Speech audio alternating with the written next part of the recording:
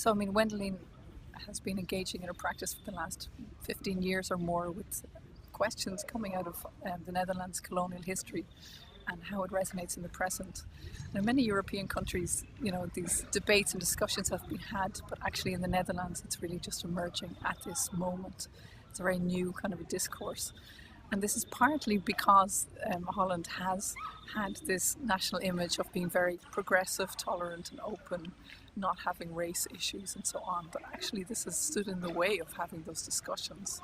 And partly because of the kind of polarization of the political climate in recent years, there's suddenly that image of Holland is increasingly contested and these discussions are starting to happen. So in the title film, the film looks back at the 50s, which is the time when Holland really kind of developed this national image as a very kind of liberal, open, transparent nation and kind of consciously shaped that image. But in the film, Wendelien revisits that period from following three different strands. One of them is a figure called Otto Huiswoud, a Dutch Caribbean revolutionary intellectual. He was actually one of the first black members of the US Communist Party, and he moved to Holland in the 50s and connected Holland to like the Negritude movement in Paris, to the Harlem Renaissance, and to actually radical black thinkers worldwide.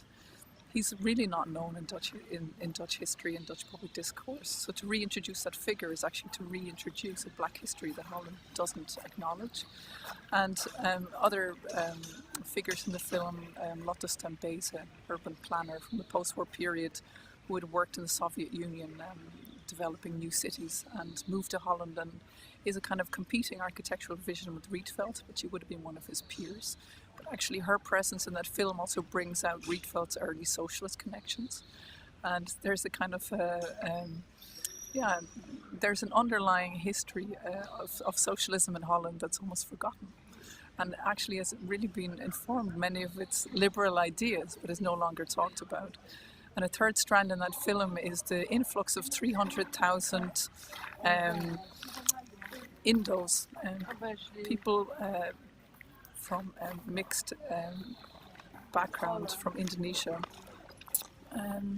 who flooded into Holland in the 50s and are little remembered in its history again. All of these parts of history, it's not just that they're forgotten episodes, it's that they're actively forgotten because what they bring with them raises questions that doesn't fit into that bigger national picture. So this film really questions that, and when you question this in the 50s, then it's being questioned in the film by individuals who are busy in the present to actually work with who is Holland today. One of the figures, for example, is Mitchell Assayas, who has started up Black Archives, and it's the first archive to try and archive a kind of a radical black history and black presence in the Netherlands, so that there is actually an archive with integrity that shows that it's not that the Netherlands has always been a white nation, it's that for hundreds of years black people have had an important role to play in the Netherlands.